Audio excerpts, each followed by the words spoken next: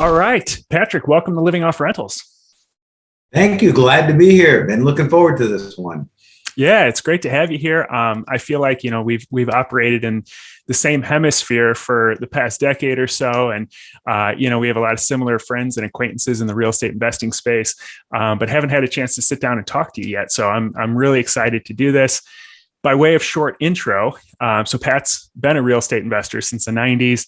He's completed over 1,000 different deals, and for many years, he's been a real estate investor, but also a personal development and performance coach who's worked with not just real estate investors but business owners as well. And what I love about your coaching is that it focuses on the importance of the mental and psychological aspects of success, which I think is foundational for real estate investing, but also it kind of spills over into every aspect of your life. And so I think this episode is sort of a 2-for-1 today, because it's going to benefit you in your business and in your personal life. So before we get too deep, though, I'd love for you to kind of fill in a little bit of the color on your background and kind of what led you up to doing what you're doing today. Sure. And I'll go really quick just because, I'm 54 years old, so there's a lot of background now, There's a lot to it. But so got involved in real estate in the late 90s, started in like lease options, and by the early 2000s, stumbled into short sales just by accident.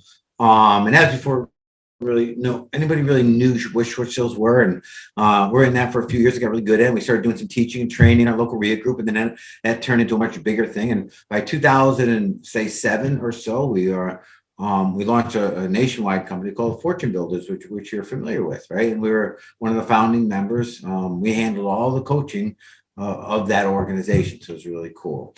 Parallel to this, my background, I'm a competitive athlete, and I played 14 years of rugby, but that's led to, in that time, some really bad concussions, and that's what took rugby away. So as I'm going through, this educational space, and I'm coming out of my athletic career, I had this little issue, which was little brain damage from concussions and memory loss, and I did a deep dive on understanding how the brain works and the neuroplasticity of the mind and the brain, and how the mind can alter the brain. And I spent a dedicated year of rebuilding parts of my brain that were not working well through the use of mathematics. Crazy process, right? So now advance that into human behavior. As we're going through the education side, I'm looking at, provide the same education to the same group of people, and it's very good education, very good knowledge, but only a certain group of people would succeed with it and the other part wouldn't. Why? They all wanted the same result. They all desired the outcome. They all knew exactly how to get there, but not all took the same actions to produce the results. So that pushed me down the path as I pulled out of education to focus exclusively on why we do what we do. Where does human behavior come from? What makes us make the decision? So in this journey, oddly enough, I got involved with martial arts. It doesn't even matter how, but I got involved with martial arts. I opened up a gym called The Cage, right? The Cage is a lifestyle fitness center that has a heart and culture of our martial arts. But it became by default, oddly, it's just weird how these dots connect, like a human laboratory for altering human behavior. Because when you think about it, look at the health and fitness industry, the fat loss space, right? Outside of like your average everyday weatherman, there's no industry that has a higher failure rate than health and fitness. That wasn't me. That wasn't nice. It's probably true. The running joke on the weatherman, right? But seriously, there's people deeply desire the outcome that they would get by, say, weight loss or a healthier body, right? And living in a healthier lifestyle. And they have all the knowledge and expertise and the know-how at their fingertips. It's right in our keyboard. It's right here at all times, right? We deeply desire the results. We know exactly what we have to do to get them, Kirby, but we don't do the work. Why? So that is my nucleus of expertise. Building the bridge between where we are and what we deeply desire, what we really want to have, and the pieces that fill it in. This is what I found over time. right? That human behavior is ruthlessly predictable. We think it's like just something out there and we're not really controllable and nobody really knows. And that's all BS. It's outside of, say, like a clinical mental disorder, right? Outside of something like that, human behavior is ruthlessly predictable. It's like levers on a machine. And once we understand a couple basics around it and the human that we're working with, we can pick and choose the levers, pull them with a very predictable outcome and result. And that's what brought me up to where I am today. Along the journey, I got married 29 years ago. It'll be 29 years at the end of May. Sometimes it could a little over a year. Got 3 amazing kids along the way, and they're kind of, to me, and I'm sure this is different with everybody, to me, like having kids allows you to become the person you're capable of being, right? It pushes you to a space that you never knew existed. And that's kind of, I genuinely thank my kids and my wife for that. But so that brings us all the way up to today, where I spend my time today helping people cross that bridge between where they're at and where they know they're capable of, but they just can't get there. That's a quick overview. Got it. No, that's great. And that's exactly what I want to talk about. And there's actually something that ties into that I read that you wrote that I wanted to ask you about because I thought it was super interesting. So you wrote, mindset is a lag indicator of our beliefs. You can't solve a belief problem with a mindset solution, which I thought was really interesting. I never really thought about it that way. Can you kind of explain what you meant by that? Yeah. So mindset recently, it's called the last 5 years, has been a thing, right? And everybody's like, oh, it's about your mindset, almost like it's the holy grail to solving all of our problems, right? Mm-hmm. Change your mindset, change your life, right? Right. The challenge is our mindset comes after our beliefs. So if we try to change our mind, right, it's hard to change this mind with this mind. It doesn't work that way, right? The mind that got us here is, well, that's the mind we got. We think we can outthink it. It just simply doesn't work that way. Follow me on this, Kirby, right? If I said, hey, Kirby, I need you to run a marathon by the end of next month. Are you a runner or no? Off and on. But a marathon would be a challenge for you. Oh, yeah. Yeah. If I said, all right, I'll cut it down. I need you to do it in 2 weeks. You might not believe you could do that, right? Right. You know, Pat, I'm just not ready. I haven't been running. I'm not trained for that. Never run a marathon. And if you genuinely don't believe that you can run that marathon, what do you think your mindset around it will be? I don't think I can do that. Right. And it will be 100% correct. Right. Now, you want to change your mindset, you've got to go back and work on that belief. And we've got to change it at a foundational level. But once we change the belief, anything is possible. Anything can follow. Right. And there's a process to changing beliefs. Now, you and I are adults, like our listeners here. And as we grow up, we become protective of our beliefs. We don't even know where we got most of them. We don't even know what a lot of them are. They just sit in our subconscious. They just exist, but we protect the hell out of them. And our ego puts this big wall around it because it's become our self-identity. This is who we are, right? So I'll share something with everyone listening right now. If there's a result that you genuinely want, that you really, really deeply desire, like if I asked you to commit to it, you'd commit. And I'll share my definition of commitment in a second, right? You're like, yeah, Pat, I'm committed, right? Before we go there, we have to take a step back and challenge our beliefs around it. Do we actually believe we can do that? And if we can't get past that part, we're not dead in the water. We have to take a step back and work there first. Does that make sense? Yeah, absolutely. Yeah.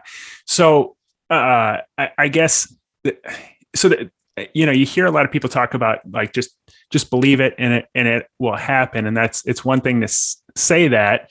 But how do you change your belief? Yeah, exactly. How do you get yourself to believe that if you change your belief, it can happen? I know that's kind of meta, but a lot of people are like, yeah, okay, that's touchy-feely stuff. I get it. If I believe it, it can happen. But how do you actually convince someone that it can actually happen if they believe it? Good. All right, we're gonna get right into the nuts and bolts of this, aren't we? So let's start out with this, right? Because you said touchy-feely. I'm not a touchy-feely kind of guy. I'm a black guy. I do not like gray. I don't like in between. I don't like half in or half out, right? I don't like the fluffy stuff, which is weird. And coming in from a guy in a personal development space, right? But I take personal development, I make it very mechanical because it is mechanical. Black and white, predictable. It's trackable. You can attach KPIs to it. You can measure it on a daily basis, right? And someone who sits on the outside talking about personal development and mindset that doesn't start to add this tangibility to it, generally it's because they don't really know what it takes to do what they say they're doing. They could tell you to change your beliefs, tell you to change your mindset. They don't know how, right? Right. So let's go back and beliefs. As adults, we generally don't volunteer to change our beliefs. And here's why. It's important to understand this part of our psychology as humans, that as humans, we are predisposed to believe that change goes from good to worse. And who the hell wants to go to worse? That's our automatic position. So when I say, hey, I want you to do something different and try this out, you're automatically, well, what if I fail? What if I lose? What if it doesn't work? What if they judge me? We always think it's going to get worse somehow. We never go to, oh shit, what if I win? What if I succeed? What if they love me for it? That's never the questioning, right? So we have to appreciate our first line of like defense we're going to get through is that predisposition, that change goes from good to bad. In my mind, change always goes from good to better. That's just how it works. But I've trained myself to believe that, right? Now, beliefs, they're protected. Here's something that we're misguided in the guru world. Gurus say, oh, create this big, hairy, audacious goal. That's how you roll, right? So we come up with this monstrous goal. I'm going to make $5 million next year. I'm going to bring on 20 new rental properties this coming year, right? When you haven't done the first one. That goal is up above the clouds. We can't see it. Means nothing to us. It has no tangibility, right? We don't believe it. We just set the goal. And here's something we have to understand. If we can't believe in it, we can't take continuous action towards it. We can kind of trick ourselves into doing something once or twice or three times, but the behavior will stop because there's not a direct connection between behavior and result. Now, another piece of our human psychology, this is why it becomes so predictable, right? That we are anchored in certainty. And when we are certain of a result, we will take the action. When we're uncertain, we will waver, we'll distract, we'll procrastinate around it. Follow me on this, Kirby. And I had this conversation with a young investor the other day. And I know there's a lot of young investors, when I say I'm new to the investment industry, they're listening to us right now. Yep. If I said to you, listen, if you make 150 calls a day for 5 days in a row, you're going to get a deal, whether it be a rental property or maybe you want to wholesale, make your $15,000, but with absolute certainty, it's going to happen. You might believe me for a second, right? But because it's a feel-good belief. And after your first day getting yelled at and sworn at and beaten down 150 calls later, you get up the next day and you start a little later, you go a little slower, you're not dialing as fast, you're not as enthusiastic. By halfway through, oh, you got to take another call. Oh, you got to be somewhere else. Wednesday, you quit because you don't see the connection between action and result. But follow me how if I change this. If I said, Kirby, instead of that, I'm going to hire you for the week.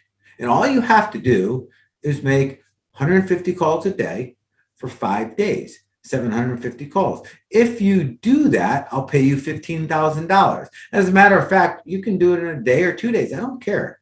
How fast would you be dialing for that 15 grand? Yeah. Because now you understand the path. You believe that your behavior is anchored in the result.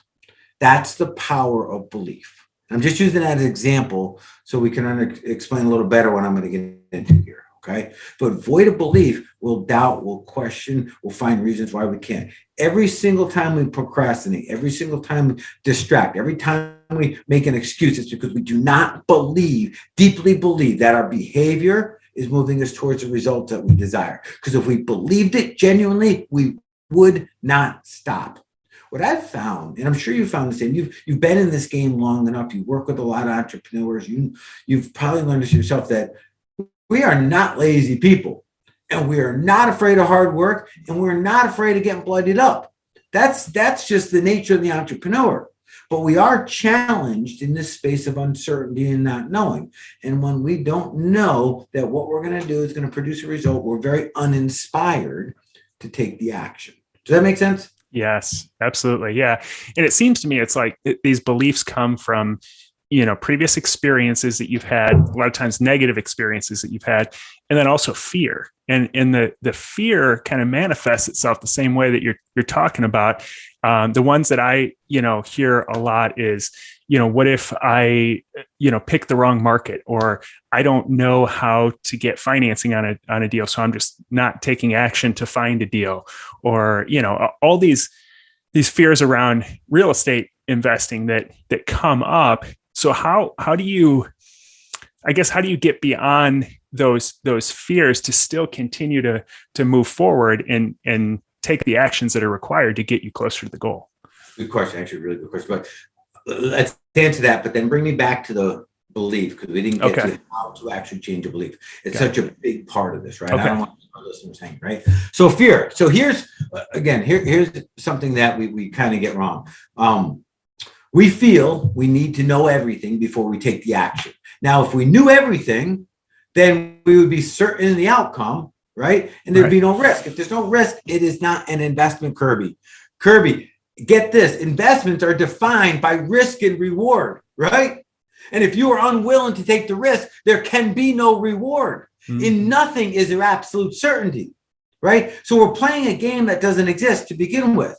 But let's go one step further with this, and this is important, right? There is more information we need. There's more instruction we need, but that instruction can only be gotten through the execution, the application of what we're trying to do. It's like in jiu-jitsu. So in our gym, we teach jiu-jitsu. And you, Kirby, you could study jiu-jitsu on YouTube for a year long. All the best practitioners in the world, the highest level black belts, memorize everything they do step by step.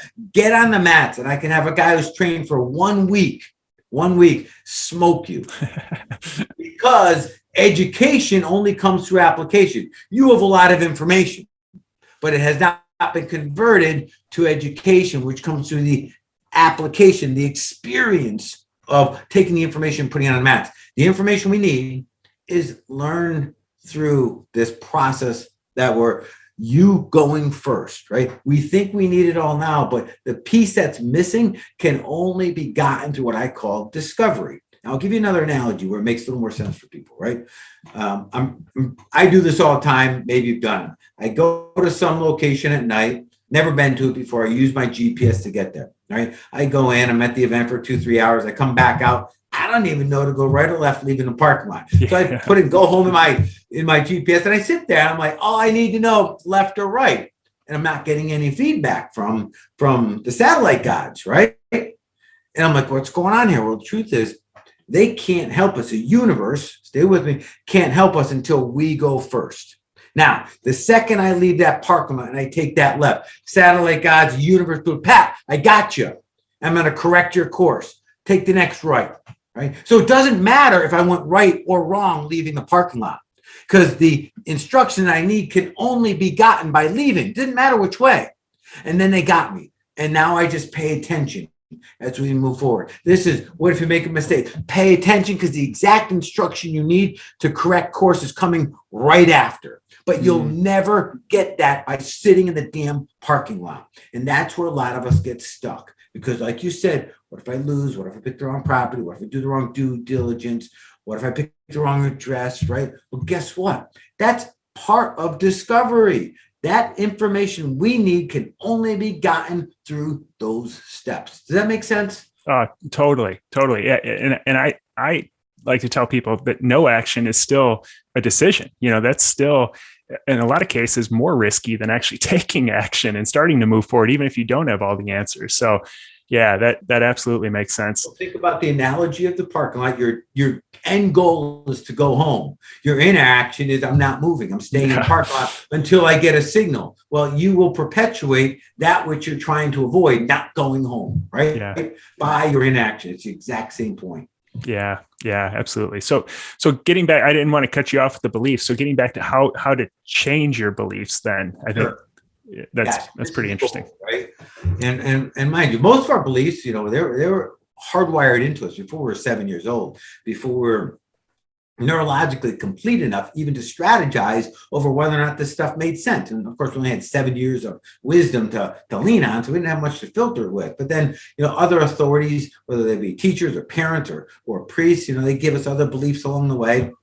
By the time we're in our late 20s, our belief buckets are kind of full. And to your point, right, we don't change our beliefs until we have evidence to support something otherwise, right? That's generally how we change our beliefs today. Okay? So now if we take that one piece and bring it into this little process, your goal is up above the clouds. There's nothing, you have no evidence that supports that you're the man or you're the woman that can make it up this ladder to that goal. You can't even see that goal. It really has no meaning to it, right? So where do we start? And it goes like this, right? I'll use an example in our gym. And this has happened a number of times. This is just a general example of it, right? Guy comes in and says, Pat, I only want to do one thing. I want to run a 5K in 6 months, right? And he was a big, way overweight guy. I think he was like 330 pounds, right? And it's really important to me for my wife's charity or something like that. And I'm going to be honest with you, I've tried everything and nothing has worked. How many times you've heard that language, right? I've tried everything and nothing has worked, right? So I asked him a really important question. And this is how we start the process with ourselves. I forget his name. I'm going to call him Joe. It was a couple years ago. Joe, I got to ask you a question, and it's important, your answer. So before you answer, just know that your answer in this next minute here is going to determine whether or not you're going to run that 5K. I promise you. So be honest. That's all I ask of you. And the question is this, Joe. Do you believe that you can run this 5K? And I forget the time. Maybe 6 weeks? I forget. We're just going to say 6 weeks, right? In 6 weeks. Do you believe, Joe? And he goes, no, I don't. I said, good. Now we have our baseline, right? You don't believe you can do it. See, it's important. If we want to establish any meaningful change in our lives, we always have to start at our truth. And we're really good at lying to ourselves, telling us either things are better than they are or worse than they are. Neither of them help us. We got to start here. So what I did with Joe, I said, listen, then forget about the 5K. Do you trust me to guide you on this? All I'm asking you is to trust me. He was absolutely packed. That's why I'm here. I was referred to. Absolutely. I said, good. All right. Then trust that I'm going to give you something to do each week. And all you have to know is one, that you can do it. And two, you won't get hurt doing it. Is that fair enough? He goes, yep, got it. I go, all right. First exercise. This coming week, can you walk 1 mile a day, 5 days in a row for me? Yes or no? Absolutely. Do you believe you can do it? Absolutely. Now watch the power of what we're doing. So I'll give you the visual is this. We got a ladder to our dream above the clouds, okay, that we can't even see. On this ladder are rungs, okay? And what we're doing is we're stacking rungs that lead to the next one, that lead to the next one, and they lead us exactly to where we got to go. We're just not qualified to be up here yet, okay? And what I established in the first week is that one, I can get him to believe in something, okay? Two, that I can get him to make a commitment to himself that he honors. Because the problem that a lot of us have done to ourselves over the years, Kirby, is we made all these promises to ourselves, these commitments, these New Year's resolutions, these goals, and then we haven't honored them. So we don't even believe in our own handshake. So we have to work at that level right now. But I don't have to tell Joe any of this right now. All right. All I got to do is to get him to believe in the next rung. In our psychology, right? As we approach that rung, right? As we're reaching up there, our eyes go right up to the next one. So on a Wednesday or Thursday, Joe's already like, what's in next week, Pat? What are we doing next week? Right? Say, well, we're going to go for 1.5 miles each day, Joe. Can you do that for me? Right? You believe you got a mile? Pat, I could do that right now. I said, no, don't do it right now, Joe. I just want the mile. Right? We'll take the weekend off. We'll do it again. And it was a week or two before he had to run the 5K that he was actually able to jog through his first 5K. And all we did was tweak his belief system. That's the only thing I changed. I'm not a fitness guy. Make no mistake. I'm not a nutritionalist or anything, or a personal trainer or anything like that.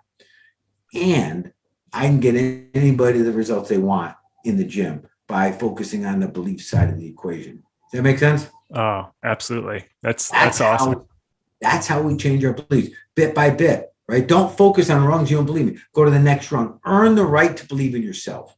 Earn the right to fight for your dream, right? Now, back to that word of commitment. I just got to slip this in before I forget it, right? And I shared this with Joe. I said, Joe, when you commit to something, then I'm gonna hold you to it at all costs, but don't commit to something that you're not going to follow through. And a commitment is simple. Whatever it takes, no matter what. There is no exit. There is no out. I don't care if you break a leg the day before. You're still finding a way to make it down that mile. You have to. There's no alternative. And very rarely do we make a commitment that deep into our soul. Instead, we have I'll try, which means we're already building in ways out, exit plans, an alternative, right? An excuse. But when you understand the word commitment and think through it, that you'll number one, you'll rethink the things you commit to. You won't just haphazardly commit to them, because if you commit, you have to do it. You cannot not do it. That makes sense? Yeah, absolutely. It's a crazy part of the equation. Yeah. And so relating that to rental property investing then. Yeah. So most people I talk to, their goal is financial freedom. Seems like a very simple concept. Your passive income exceeds your expenses, right? So, you would think, as simple as that concept is, there'd be a whole bunch of financially free people out there, but the vast majority of people that I talk to who want financial freedom aren't there yet, and they struggle with it. So what would be, I guess, the ladder, the rungs leading to that? Yeah. So an important part is getting clear on your 5K. Clarity in the result is huge. Okay. So financial freedom, generic term, means something different from you to me to somebody else, but add absolute clarity to that, crystal clear. As if I'm in Connecticut and I want to go to California. I want to go to San Diego, California. I want to go to PB, San Diego, down on the beach, right? Mm-hmm. That's put a pin, make it that clear, because now you can write exact instructions, directions on how to get there, right? And now we walk it back and get back to the very first step that's possible. Here's the beauty of possible. Possible is probable. They're synonymous terms. When I say, hey, Kirby, is it possible? You immediately calculate whether or not you can do it, which means you've accepted you can do it. So we come all the way back to the first step that's possible. Let's say, well, the first step to possible is finding inventory, finding a house to buy, right? Maybe the first step of that is we're going to get out our first mailing campaign, or we're going to do our first direct outbound call campaign. How many are we going to do a day this week? What's possible? And ask yourself that question. And then once you acknowledge that number, maybe it's 150 outbound calls today to tired landlords. Maybe that's the approach we're going to take, because we have the list. We've been staring at this thing for 6 months. It's just wasted on our desk. Maybe today's the day we're going to do it. Is 150 calls a day possible? And if the answer to that is yes, then you ask yourself, are you committed to doing it? And think on that one. And if that's energizing, like, man, I'm starting to get this. If I commit to it, it will get done. If it gets done and I do it consistently, then I'll get the results I want. And it starts energizing you. Yeah, that's the next first rung. Does that make sense? Yeah, absolutely. Yeah. Keywords to plug in there. Yeah. And so one thing I've struggled with in the past, and other people I've talked to have had the same situation, because I love goal setting and I talk a lot about it.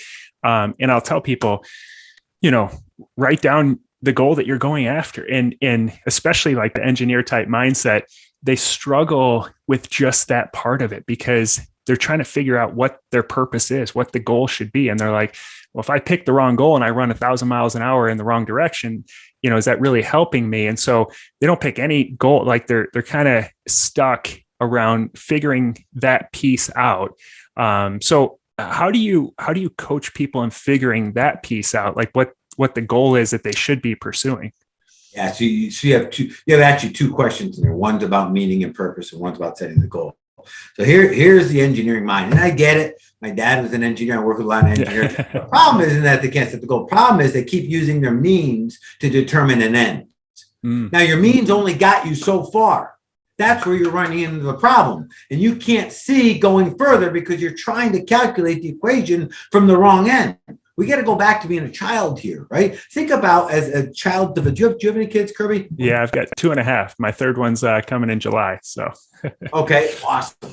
So, but you're a couple years, 3 years away from this happening. Someday they're going to ride a bike, right? And what they're not going to do is they're not going to check their proficiency in physics or science or momentum or gravity or speed or rate of pedal or balance. They're going to hop on the damn bike and they're going to go for it. They're going to take the risk in return for the reward. And they're going to get bloodied up along the way, but they're not going to let that stop, because part two, there's enough meaning, purpose behind it. For a child, it's freedom. They're stepping up into big boy shoes when they ride a bike. This means more than anything to them when they're going through that process. But they focus on what they want, not how far they've come. If we do that, we can't go any further. The mind that has gotten us here is not the mind that's going to take us there. We have to step outside of that. And that's where engineers get stuck. They freaking think too much. And I mean that with love. Okay. I get it. Right. But we have to appreciate that type of thinking can only get us up to where we are. And what's gotten us here will not get us there. We've heard that cliche over and over and over again. So part two, though, is this, right? When we start thinking about, and one way of thinking about that, right, would be just asking you, if there were no other filters, what in life, what would you want out of life? Where would you want to be? And what we're really trying to get to is what I call the result of the result. That's where we find purpose and meaning, right? Money has no purpose, no meaning. It's just blah. Things, cars, houses, nothing until we add meaning to it, okay? Now, passive income, right, can be described in a measurable way by money, but the meaning is, wow, it allows me to spend most of my time in a creative space where I can give back most and make the biggest impact on this earth while I'm here. That means something to people, right? In our gym, I'll show you how adding meaning to a goal. People come in, I want to lose 30 pounds. I said, that's fantastic, Kirby. Why do you want to lose 30 pounds? And I'll get to the real reason. When a guy at 42 years old comes into my gym, wants to lose 30 pounds, there's only two reasons. One, he's lost his man mojo.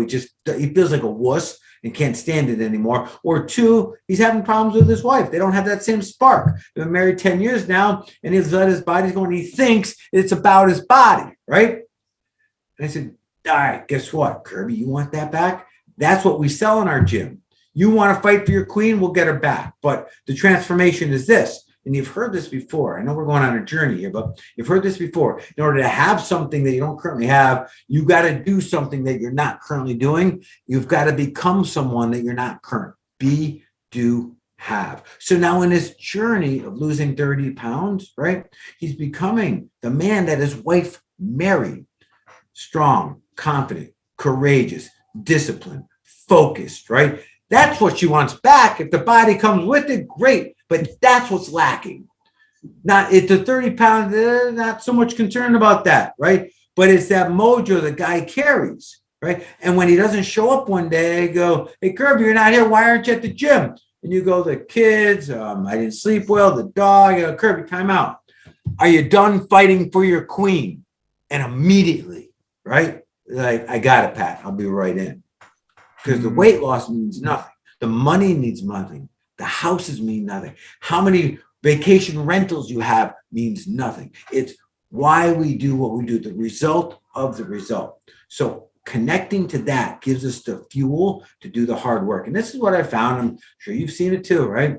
When we're not connected to fighting for your queen, we don't have that juice behind our actions. When the going gets tough, when it's 20 degrees out and yucky and you got to get up at 5 a.m, get to the gym, you may choose to stay in bed. But when that fighting for your queen is out there driving, you have no choice because you're so deeply inspired to fight for her, to be there for her, to carry through on that commitment. If listeners genuinely, authentically want the results that they say they want to call, is your dream worth fighting for, right? You've got to connect to the why behind it. The setting the goal, and here's the other part to answer your engineering question. Don't get too hung up on setting the goal. It's just a way to measure progress. And if things go right, as we gain more life experience and wisdom and start to see things slightly different because we have a different lens to experience life through, that goal will change. And it should, and that's normal. That's called growing up, right? Nothing wrong with that. But right now we got to head somewhere. You might as well pick a good location that means something to you and let it go at that. And then add that piece in at the beginning. Do not try to calculate your means. Let it determine your end. Figure out where you want to go and then turn around and start doing the work. Figure out what you have to do to get there. Otherwise, we can't get past how far we've come. Does that make sense? Oh, that's great. It ties a lot of things together for me, because I feel like it's almost like marching up Maslow's hierarchy. Like people start with the idea, like the way I started, we started flipping houses, and it was like, I need to pay my bills. I need to buy groceries. So I was extremely motivated to get out of bed to do that. Then you start flipping a whole bunch of properties and you make a little bit more money. And then, that desire for money, like you said, it's just kind of, that's not going to get you out of bed when the going gets tough. But then, I transitioned my business then to, we were investing in rental properties for homeless veterans through this HUD-VASH program. And it was amazing how much, that increased my desire to have better results, and the business ran much smoother. And then transitioning into vacation rentals, the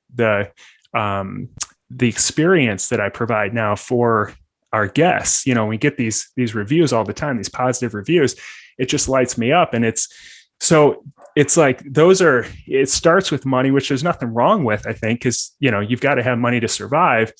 So if you're setting your goals, like you said, the goal is going to evolve. So set the goal, that's that first rung of the ladder right now, get it, and then start to move up that Maslow's hierarchy to, more purpose down the road. I think that I really appreciate how you kind of explained all that and brought it together. And there's a lot of big topics in there, and we're bouncing around a little, right? But you see, they all hover around one another here, right? Absolutely. Yeah. What big question should people be asking themselves? Yeah. So there's probably a couple, but we'll go with this one, right? And this is because it's misstated all the time. When we're talking about purpose and meaning, mm-hmm. right? People are told by, again, I love Yucca gurus, the gurus, ask yourself, right? Look in the mirror and ask yourself, who am I? So you can find yourself and get to know yourself a little better. And it is by and large the absolute worst question you should be asking yourself. Because when you look in the mirror, right? And mind you, we didn't talk about this yet, but when we look in the mirror, we can't outperform that person we see looking back at us. We set our limit by the expectations we set in and of them, which is us. What we see is what we see. We could be our biggest anchor in life, right? Then when we ask ourselves, who am I? You know what we actually do, Kirby? We turn around and go, where have I been? Mm-hmm. And now we define ourselves by where we've been, which again landed us right here, which now becomes inactionable. What do we do with that? It's like, yeah, well, no shit. I knew I was here in the first place. That didn't get me anywhere. The question we got to ask ourselves, and I do it every single morning, right? Look myself in the mirror, just like you and I are talking right now. Pat, who do you need to become today to outperform you from yesterday?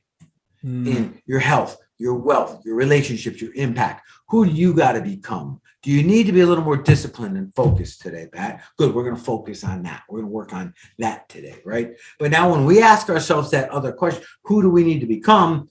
We automatically have to ask ourselves, for what? Who to become what? Well, what performance level, which is always out in front of us. So now we have to become bigger, more. Yesterday, you know what? Yesterday is good for about this long, but now we expect more of ourselves. There should be no reason we go back and celebrate yesterday outside of that initial celebration, because now the expectation is to become more. And you go back to language. And you've probably done with your child. I've done it with my kids, right? Parents do it with me. We meant well, but it's terrible language.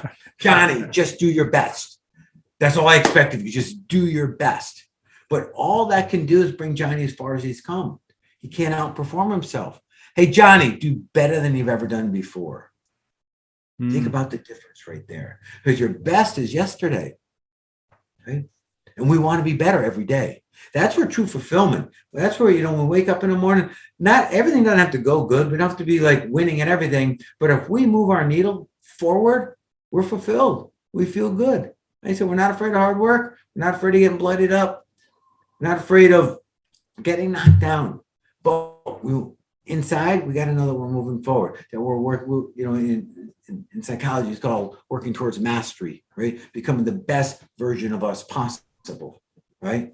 Got it. Yeah. And how do you balance that with being present in your circumstance and being, grateful for what I have, but still, always striving for something more? Because it feels like those are sort of at odds with each other.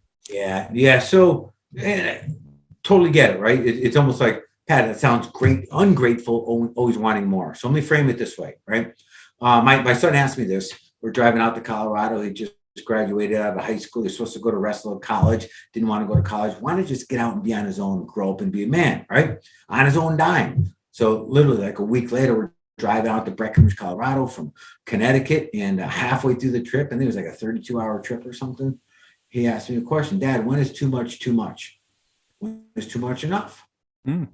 Oh, good question. I had to ponder this one for a while, knowing that the word's going to make an impact. And this is what I came up with, right? Because everything we talked about, I've talked about with him, right? And this is what I come up with, right? You and I just talked about be, do, have, right? In order to have more, you have to do more. In order to do more, you have to become more. He's like, well, Dad, when do you have too much? When is enough enough? I said, well, there's a fourth leg to it, okay? And it goes like this. Now, we got to remember, we're all created uniquely, special, God-given innate skills and talent, unlike any other human being ever on this earth, now, prior, or future, right? That was not by chance, and that was not without purpose.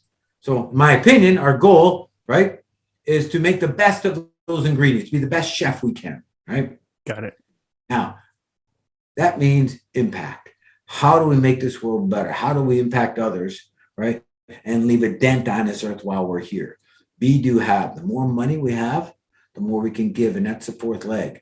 We become more so we can do more, so we can have more, so we can give more in impact and dollars and wisdom and influence. So we can make a bigger dent on this earth while we're here. And we'd actually, again, in my framing and my coming to terms with it, we'd be disrespectful to say, oh, I have enough. Like, what are you talking about? You still got 30 years of life on this earth. Why aren't you producing more with the gifts that you were given? That's how I see it, Kirby, right? Never are we designed to stop producing, stop creating, stop having more and impacting more. That's how I rationalize that back end of it. To your point, you mentioned earlier, you don't need a whole lot to be fully satisfied with money and goods or houses or whatever it is that makes you that way. You don't need a lot. It doesn't take much to do that. Well, now what? Right? All right. Well, now we want to remember health, wealth, relationships, impact. Now let's make a bigger dent while we're here. Let's make a difference while we're here. Did that help answer that a little? Oh, yeah. Yeah. It reminds me of one of my favorite quotes. It's a ship in harbor is safe, but then again, that's not what ships are made for, So, you got to go out there and actually use what you've been given. You can stay safe and be reserved, but that only, it only serves yourself then and probably serves your fears and, your beliefs, that your self-limiting beliefs. So it goes back to all the things that you've talked about. So I love that. I know we're coming up on time here, but I'm really curious because I think this is really important. How do people create new habits if they're stuck in old habits? Is there a formula or some way? How do you approach that? Yeah, so I'm going to answer this two ways. One, I'm going to share with you a success formula so you see how habits fit in. Okay, it's really, again, human behavior is really, really, really simple. So success, define it in any way you want. Call it your results. Okay, results equal your capacity plus your behavior equals results. I mean, your capacity, your knowledge and expertise plus your repeated behavior, which is a habit, equals results. So your results are a reflection of your habits. You want to change your results, change your habits. When you're not getting a result you don't want, or when you're not getting a result you want, it's because your habits are not in alignment with that result. Really simple. Picture the result and then identify the behaviors, the habits that are necessary to produce a result. Now let's go on to your question. How do we change a habit? Now that we know what habits we need, let's appreciate this, right? We already have habits, just some of them ain't working for us in that direction. We'll call them bad habits, right? Some are worse than others, whatever. Can't just yank out a bad habit, it creates a vacuum, and the universe or nature does not allow for that. It automatically fills in with another behavior. So it's a lot easier to identify this behavior we don't want, but to fill it in with the behavior that we do want. Okay. Now, what is a habit? A habit is when our body knows better than the mind how to execute this physical behavior. It doesn't need the critical mind any longer. That's why it can't be distracted. It just does. Okay. And body memory is recorded in the code of emotion. So as we're trying to change a habit, we choose the behavior, the higher level of emotional engagement while we're executing the behavior, the faster the body will memorize it and it become a habit. You've heard the discussion before, how long did it take to form a habit? You know, they say 21 days, 60 days. I heard somebody say 7 years, right? They're all right. They are, because you can form it, and it can be formed in an instant if the emotion in the moment is high enough. Say like a near-death experience when you're texting and driving, and immediately you form the habit of never even turning on your phone in your car because of that emotional imprint it made on you, right? It can happen that fast. But go back, right? Emotion, habit, memory, right? Repeated behavior. And think about how powerful this habit is, right? You can walk downstairs, Kirby, with a coffee in your hand, a baby in the other hand, with your phone behind like this, not spill your coffee or drop your baby, and still walk competently down the stairs, right? Without tripping.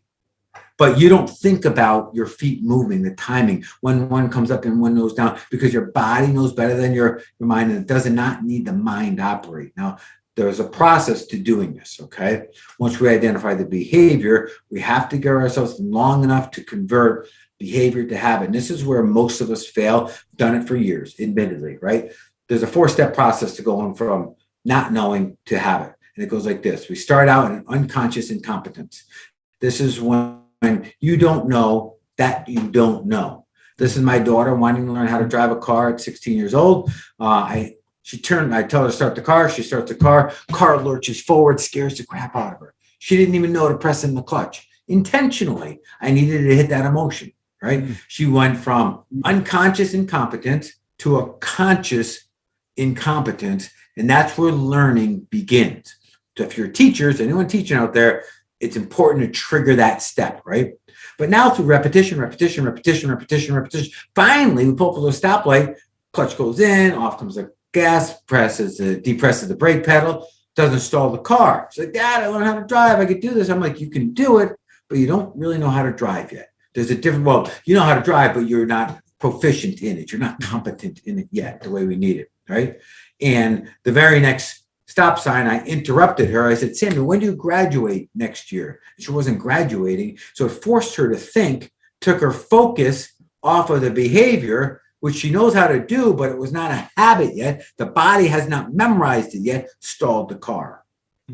This is where most entrepreneurs drop the ball. We get as far as knowing how to do it, but we don't force ourselves through the repetitive behavior to where no longer can be distracted. And within a few weeks, right, we pull up to the same stop sign, and I'm yapping away with her with me, and I can see she's not thinking about driving. I'm like, Sammy, now you got it. Now we went from a conscious competency, that's where we have to think to do it, to execute it, to an unconscious competency. We finally established a new habit.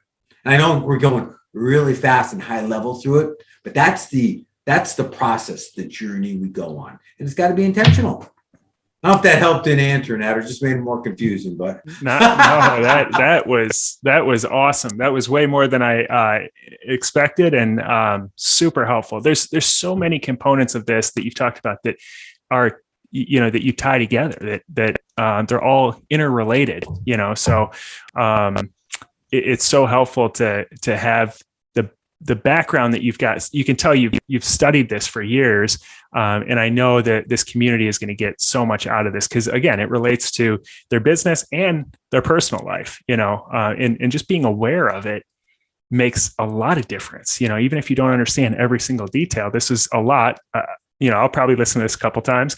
I'd recommend others do that too. but just the awareness level, raising that, I think is going to be super helpful for people. So really, really appreciate this. Yeah, and if there's one takeaway, Kirby, everybody could, like, if there's one thing to anchor on here, it's the idea that our results are absolutely inside of our control. And I'm not going to say it's easy, right? It's hard work, but it's very predictable. It's not by chance. You don't have to worry about trying it, right? You can make a decision. You can take some of these tools and just start laying them down. And like I said, we're not gambling here. Right? We're going to get the outcome. It's that black and white. And I can virtually guarantee you I'm closing a bridge here between where you are and what you're capable of becoming. I said, if you suffer from procrastination and distractions and making excuses, it's for no other reason than that you don't understand the path between where you are and the end result. And these pieces we shared today kind of fill that in for you. That's great. If people are listening to this and they want more information or want to potentially work with you, or what's the best first place for them to start? Yeah, so I guess two places, and they're both my name, Patrick Precourt on Facebook, right? I'm pretty active on Facebook, and I provide a lot of daily content there. And then our website, we have a really neat free download if somebody wants to go check it out. It's just patrickprecourt.com. That's our Live Big ebook. That is by far the most downloaded ebook we've ever had. And it just kind of walks us again through life and how to live an expanded, abundant life. It's really, really cool. Awesome. Well, thank you again for taking the time today. Really, really appreciate this super valuable information. Oh, pleasure being here. Honored to be on here. And ladies and gentlemen, appreciate you all.